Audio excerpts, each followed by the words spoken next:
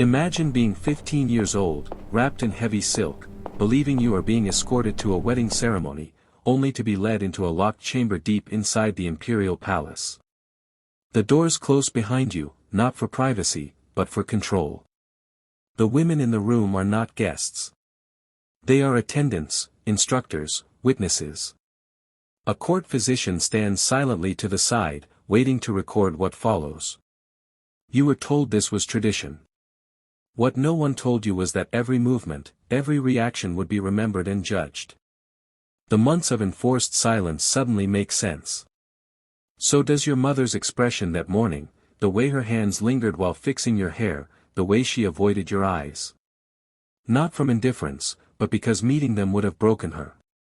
This ceremony is not about love. It is about obedience. This is not fiction. For more than 6 centuries, the Ottoman Empire maintained a system so meticulously constructed, so psychologically brutal, that even its fiercest enemies would not have wished it upon their own daughters. It was spoken of only in whispers, then erased entirely. The year was 1623. A 15-year-old princess was about to learn that imperial marriage had 2 faces, the public one, music, gold, celebration, and the private one, performed behind sealed doors, documented in silence, and remembered only by those it destroyed. The Ottoman Empire stretched across 3 continents, its power radiating from Istanbul after the fall of Constantinople. At its heart stood Topkapi Palace, where nations were ruled.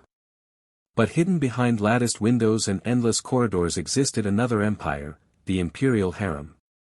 More than 800 women lived there under constant observation, where advancement and ruin were separated by a single misstep. Concubines, many taken from Europe or North Africa, entered stripped of their past but clinging to fragile hope. Ironically, many of them possessed more paths to influence than the daughters born at the summit of power. Royal blood came with its own prison. Princesses were not rulers. They were guarantees. Living seals on political alliances. Fatma Sultan was born into this system in 1606, daughter of Sultan Ahmed and Kozum Sultan, a woman powerful enough to rule from the shadows. Fatma was exceptional, fluent in 4 languages, educated in astronomy, law, history, and poetry. Chroniclers praised her intellect. Tutors feared her curiosity. None of it mattered.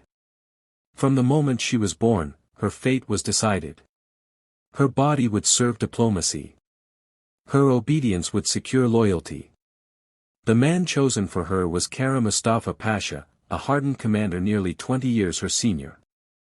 For him, the marriage meant advancement. For her, it meant erasure. 3 months before the wedding, the true ordeal began. The process was called Terbiye-Mubarak, sacred education reserved only for princesses. It was not instruction. It was conditioning. A system refined to strip identity and replace it with obedience.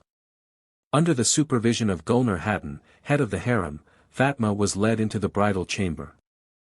From dawn until noon, day after day, she rehearsed rituals of submission, 18 distinct bows, measured steps, lowered eyes, hands never rising above the heart. Even walking was no longer instinctive.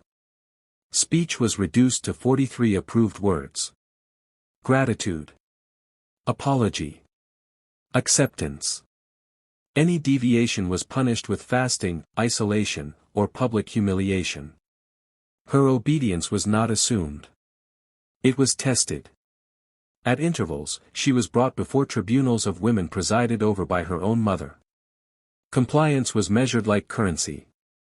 But worse awaited beneath the palace. In underground chambers, exact replicas of bridal rooms had been constructed. Wax mannequins crafted by. Endurance followed. Exhaustion. Cold confinement. Public degradation. She was made to serve her father's concubines, to wash them, dress them, prepare them for the sultan's bed. It was meant to crush the last remnants of pride.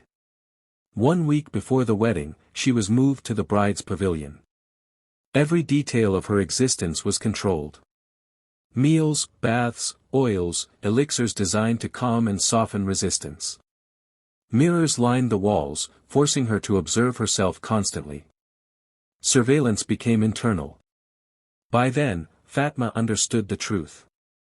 Her body no longer belonged to her. Her voice was fragments. Even her thoughts were unsafe. Then came muraqabah, a mystical practice transformed into a weapon. She was taught to police her own mind. The preparation was complete. March 15, 1623. Istanbul erupted in celebration. Music, incense, feasts worthy of heaven. Chroniclers noted that while guests laughed, the princess remained silent. Physicians recorded tremors, breathlessness, signs of severe anxiety. When the celebrations ended, Fatma was escorted to the nuptial pavilion, 3 ascending levels: purification, surrender, consummation. The architecture was deliberate. Hours of ritual baths. Ointments infused with calming substances. Then the gown, white silk woven with gold, engineered to restrict movement. A prison disguised as splendor.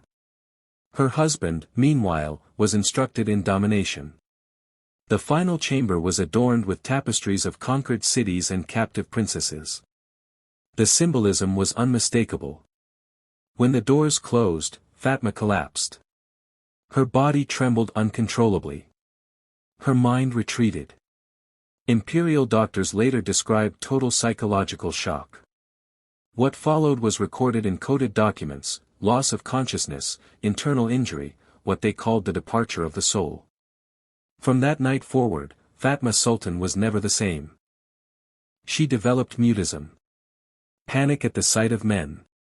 Episodes of uncontrollable fear.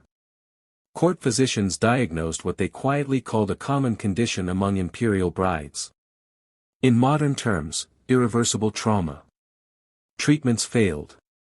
Music, prayer, herbs, nothing restored the girl she had been. Her books remained closed. Her instruments untouched. She lived 29 more years as an ornament of empire. A wife without a voice. A mother by obligation. She died in 1652, on the anniversary of her wedding. Her fate was not unique. Archives reveal dozens of princesses marked by silence, madness, disappearance. The empire that recorded everything perfected the art of erasure. Fatma's story exposes an uncomfortable truth. Absolute power does not protect those closest to it. Sometimes, it consumes them first. And it leaves us with a final question. How many other empires hid similar rituals behind gold and ceremony? How many daughters paid the price for greatness? History remembers the victories. But it is time we listen to the voices power worked hardest to silence.